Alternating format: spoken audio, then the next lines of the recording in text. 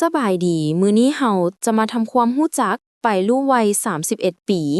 แม่นนักแสดงนางแบบและนักร้องสาวจีนที่มีชื่อเสียงชื่อแท้ไปเมืองเยียนชื่อในวงการไปลู่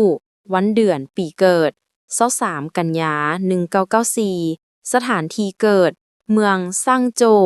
มณฑลเจียงซูประเทศจีนอาชีพนักแสดงนางแบบนักร้องสังกัดฮัวยู่ฟิล์มไปลู่เริ่มต้นอาชีพในวงการบันเทิงในปี 2015 โดยการเฮ็ดเวียกเป็นนางแบบถ่ายภาพโฆษณาสินค้าทางถาวเป๋าเว็บไซต์ซื้อขายออนไลน์ของจีน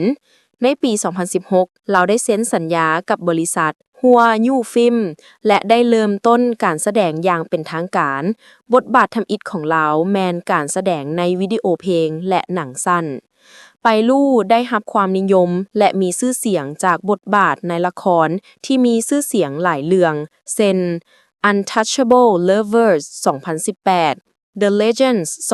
2019 บทบาทลู่เจ้าเยา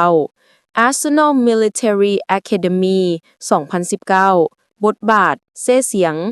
Love is Sweet 2020 One and Only One 2021 Forever and Ever 2021